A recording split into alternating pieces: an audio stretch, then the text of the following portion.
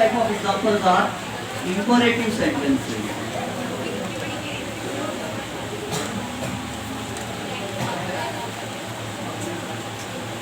Imperative sentences. What are imperative? What is a sentence? A group of words which makes a complete sense is called a sentence. And how many types of sentences are there in English? Basically, there are 4 types of sentences in English. Assertive. What is an assertive sentence? Assert करने का मतलब क्या होता है English में? Assert. Assert यानी हाँ declare भी बोल सकते हैं. To declare something इसको statement भी बोलते हैं. Assert करने का मतलब होता है कोई चीज भरोसे के साथ बोलना. I am Ansar sir. पक्का. तो ये assertive हो गया. I am not Ejaz sir. ये भी assertive हो गया. Assertive के 2 टाइप्स है. Affirmative and negative. Second type of sentence पहला assertive. Second interrogative. सीक्वेंस कुछ भी चलता है. इंटरोगेटिव क्वेश्चन वाला. और थर्ड इंपरेटिव. इंपरेटिव सेंटेंस क्या होता है अभी हम पढ़ेंगे. और चौथा वाला एक्सक्लेमेटरी उद्गारवाचक है ना. स्ट्रॉन्ग फीलिंग स्ट्रॉन्ग इमोशन वाला. तो imperative sentences are those sentences in which an order is given. Bring me a glass of water. A command is given. Army, go ahead and attack the enemy. Command. Request, please give me a coin. Warning, don't touch the electrical wire. Advice, take the tablet after going to bed and before getting up. उल्टा बोला मैंने यानी नहीं दिए किसी. चलो ठीक है. Advice, order, command, request, warning, advice. ये चीजें अगर किसी सेंटेंस में दिख रही है तो समझ जाओ ये इंपरेटिव सेंटेंस है. आज्ञार्थी वाक्य ऐसा बोलते हैं मराठी में. परमिशन नहीं, हम उसको नहीं लेंगे परमिशन को. और इसकी पहचान क्या मालूम है? These sentences mostly begin with a helping verb.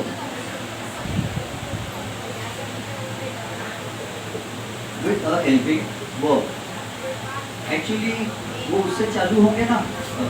क्या कहते हैं आप कैन से बोल रहे हैं वो क्वेश्चनिंग सेंटेंस हो जाएगा. Can I go out of the class? Can I use your phone please? सच में तो इंग्लिश ग्रामर का रूल बोलता है कि कैन से क्वेश्चन नहीं पूछना चाहिए. अगर किसी को बोले can I use your phone please, क्या मैं आपका फोन यूज कर सकता हूँ, तो कोई बोलेगा यूज करके तो देख, बात तो बताता है ना. क्योंकि कैन बेसिकली शोज एबिलिटी, हम क्या कर सकते हैं या क्या नहीं कर सकते. I can run very fast, you can not run very fast. तो कैन शोज एबिलिटी. हालांकि परमिशन में भी उसको यूज करते हैं. चलो इसको पगला कर रहे सर, शोर दिमाग खराब कर रहे. ठीक. यू शैल, इंग्लिश में यू के साथ शैल ज्यादातर 99% केसेस में लगभग नहीं आता है. यू के साथ शैल तभी आता है जब धमकी देना हो. You shall attend my class, यानी ये धमकी है. और आई के साथ शैल आ जाए तो promise, I shall win the match. और वी के साथ शैल आ जाए तो भी promise. First person pronoun I या वी के साथ शैल आए तो प्रॉमिस शो करता है. जैसे वी शैल ओवरकम. सुने कभी गाना? We shall overcome. ओवरकम यानी ऊपर आ जाएंगे यानी जीत जाएंगे. लड़ाई में ऊपर आ गए तो जीत जाते ना. तो we shall overcome, we shall overcome, we shall overcome someday. तो वहाँ वी शैल प्रॉमिस बता रहा है. I shell promise. इंडिया वो बोलते ना, India is my country, all Indians are my brothers and sisters except one. और उसमें आता है I shall always try to be worthy of it. I shall यानी हम प्रॉमिस कर रहे हैं. आई शैल और वी शैल फर्स्ट पर्सन के साथ शैल आए, फर्स्ट पर्सन प्रोनाउन आई या वी के साथ शैल आए तो वो प्रॉमिस शो करता है. और यू के साथ शैल आ जाए तो वो धमकी, थ्रेट शो करता है. और third person he she it they के साथ शैल आता ही नहीं. और आज की मॉडर्न इंग्लिश में दिन पर दिन शैल लोग कम से कम यूज कर रहे हैं. ऑलमोस्ट खत्म होता जा रहा है शैल. These sentences mostly begin with a verb, not helping. verb से चालू होते हैं. These sentences mostly begin with a verb. तो चलो इसके रूल्स देखो क्या है। नंबर 1, यहाँ पर सेट या सेट 2 अगर रहेगा तो उसका क्या हो जाएगा? उसका हो जाएगा ऑर्डर्ड, और ऑर्डर के बाद TO2 नहीं बोलते, कमांडेड, उसके बाद भी TO2 नहीं बोलते। रिक्वेस्टेड, रिक्वेस्टेड ईडी को एड नहीं पढ़ना चाहिए, ईड पढ़ना चाहिए, ईड। रिक्वेस्टेड, वांटेड, तो वांटेड बोलते, टेड इज टीड। ऑर्डर, कमांडेड, रिक्वेस्टेड, वांट और एडवाइज। एडवाइज अगर वर्ब है तो उसमें एस आता है, और अगर नाउन है तो सी आता है। ऐसे प्रैक्टिस में भी होता है ब्रिटिश इंग्लिश में।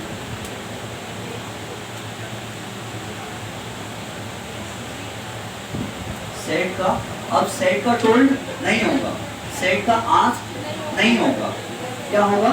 Order, commanded, requested, want, advice. और कुछ नहीं समझ में आया तो फिर सबसे टोल्ड ही लिख देना, कुछ समझ में नहीं आया। जैसे मैं बताता हूँ टोल्ड कब लिखना। उसके बाद कॉमा की जगह इफ या वेदर नहीं लगाना, कॉमा की जगह WH क्वेश्चनिंग वर्ड नहीं लगाना, कॉमा की जगह दैट नहीं लगाना। तो क्या करना फिर? तो सेंटेंस को 2 + V1 से जोड़ना। वॉइस साइलेंट रहो। मैनर्स मेक अ मैन, जिनमें मैनर्स होते हैं वो मैन होता है।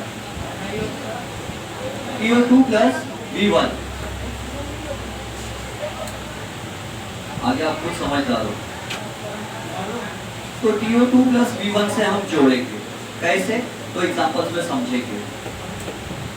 और प्लीज और काइंडली इनडायरेक्ट स्पीच में नहीं आते। The word please and the word kindly does not come in the indirect speech. बोलूंगी बस 2 मिनट। ओके, हाँ आ ही जाएगा, लेकिन देखेंगे थोड़ी। जब अपन ऑफलाइन में पढ़ते तो ऑनलाइन में क्यों देखेंगे वीडियो? वो तो जो एब्सेंट रहे वो लोग देखेंगे।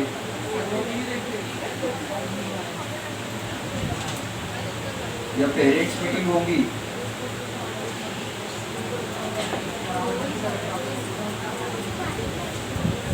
नहीं होगी शायद।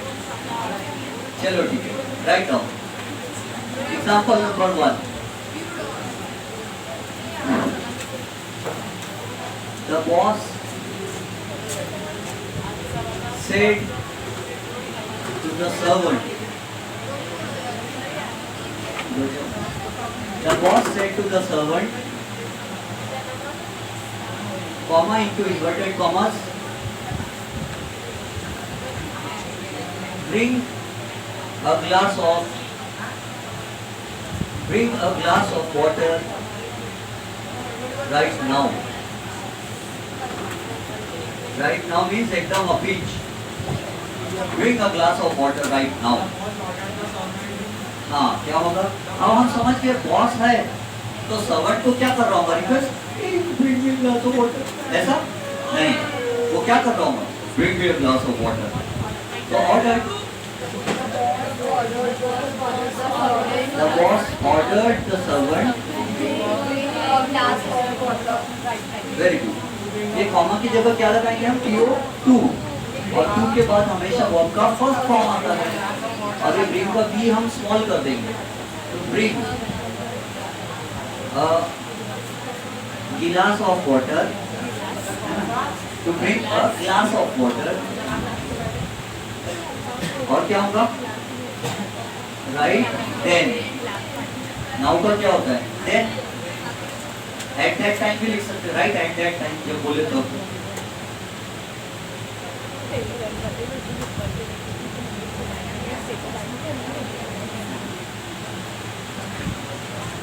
द नेक्स्ट एग्जाम्पल, किसी को समझा के ये? हाँ, सिंपली क्या किए? द बॉस सेड टू था, तो सेड टू की जगह ऑर्डर कर दिए। हमको कैसे पता चला ये ऑर्डर है? क्योंकि बॉस बोल रहा है और सर्वेंट से बोल रहा है तो ऑर्डर ही होना चाहिए। कॉमा की जगह TO2 लगाए, ब्रिंग लगा दिए तो इंफिनिटिव बन गया 2 + V1 इंफिनिटिव। और glass of water right now का देन हो गया, या एट दैट टाइम भी लिख सकते हैं। The next example, the beggar said to me,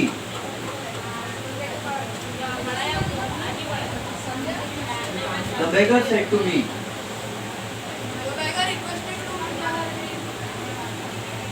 the beggar said to me,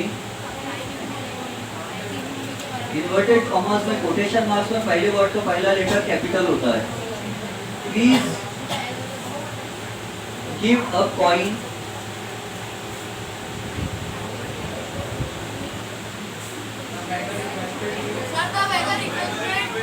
हाँ, please give a coin to the homeless.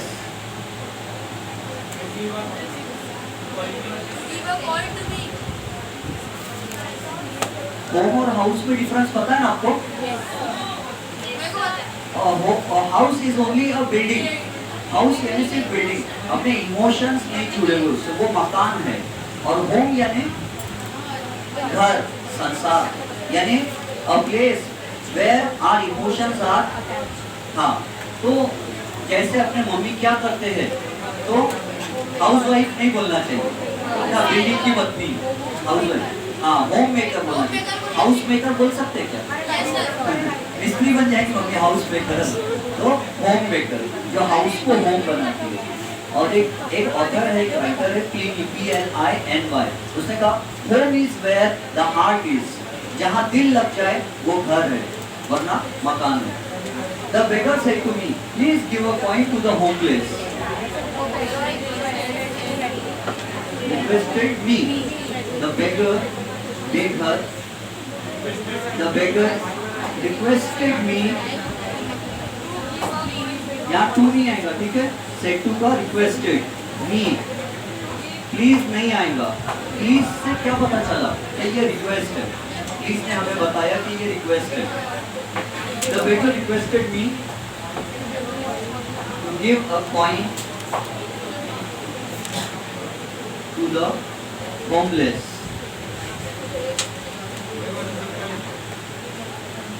The लगने से कभी कभी तो पूरा ग्रुप बन जाता है। The rich should help the poor, the rich यानी सब अमीर लोगों ने, शुड हेल्प द पुअर यानी सब गरीब लोगों की मदद करना चाहिए। The rich should help the poor, सब अमीरों ने सब गरीबों की मदद करना चाहिए। The young should respect the old, the young यानी सब नौजवान लोगों ने should respect the old, सब बूढ़े लोगों का रिस्पेक्ट करना चाहिए। ये अग्रवाल्स वाइफ, ये अग्रवाल्स यानी पूरा अग्रवाल खानदान। द चोपड़ास यानी पूरा चोपड़ा खानदान। द खान्स पूरा खान खानदान, है ना? तो सरनेम के आगे एस लगा के प्लूरल कर दिया जाए और उसके पहले द लगा दिया जाए तो पूरा खानदान बन जाता है। The Agrawals were not present in the party. The Chopras had invited them. The मोइन भी बोल सकते हैं, अपने नाम के पहले, प्रॉपर नाम के पहले द तभी लगा सकते हैं जब वो बहुत महान हो। WWF में आता था द रॉक, द अंडरटेकर, है ना? द रॉक क्यों बोलता है? बोलता मुझे ऐसा और कोई नहीं। तो अगर आपको लगता है कि आप बहुत महान हो तो अपने नाम के पहले आप द लगा सकते हैं। हाँ, the Santa Claus, Ashoka the great, the king Ashoka बोलते हैं, और एलेक्जेंडर द ग्रेट। तो द कब लगाया जाता है नाम के पहले? जब कोई पर्सन महान हो। तो आज से आप लोग भी अपने नाम के पहले द लगाना चालू करते हैं। हाँ, the Cristiano Ronaldo, the Varun, the Messi.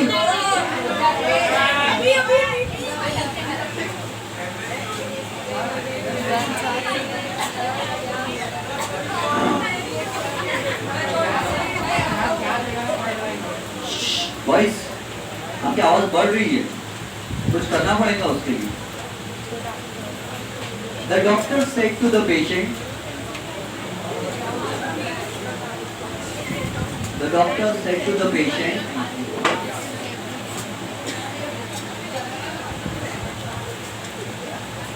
if a person has patience, क्योंकि इंडायरेक्ट स्पीच में हम प्लीज और काइंडली नहीं लिखते, वो सिर्फ बता रहा है कि ये रिक्वेस्ट है. The doctor said to the patient, take this tablet today itself. The doctor said to the patient, take this tablet today itself. हाँ, the doctor advised. पूछना चाहिए ना किसी से. आप लोग बोल दो. The doctor advised. C answer ऐसा आएगा. The doctor advised the patient. Comma की जगह PO2. और यहाँ देखो, यहाँ क्या सेड है, और सेड रहा तो क्या हो जाना चाहिए, पास. तो टेक का पास क्या होना चाहिए, टू. लेकिन क्यों नहीं हो रहा, क्योंकि TO2 के बाद आ रहा है. TO2 के बाद कभी past tense of the verb नहीं आता. हाँ ठीक है, नो प्रॉब्लम. समझ गए ना रूल. सेड अपन ने क्या बोले थे, जब भी रिपोर्टिंग वर्ब सेड रहा तो प्रेजेंट को पास्ट कर देना है. तो यहाँ टेक का टू क्यों नहीं हो जा रहा, क्योंकि वो TO2 के बाद आ रहा है. यहाँ पर भी टू क्यों आया, टू के बाद इंग्लिश में पास्ट टेंस कभी नहीं आता. हाँ, to take that tablet. Very good. इसका क्या हो जाएगा, दैट टैबलेट. टुडे का दैट डे इटसेल्फ. जिस दिन डॉक्टर ने बोला था उस दिन टुडे था, लेकिन अब भूतकाल हो गया, तो दैट डे, उस दिन जिस दिन डॉक्टर ने बोला उसी दिन दवाई खाने बोला था. लेक्चर लंबा हो रहा है, इसको बंद कर देते हैं और वार्निंग वाले एग्जांपल्स पढ़ेंगे, फिर रुक जाएंगे. और वार्निंग वाले में आपका गलत हो सकता है कितनी टाइम से. इसके बाद एक्सक्लेमेटरी सेंटेंसेस बचेगा, फिर हो जाएगा. हाँ, क्लोज करते हैं.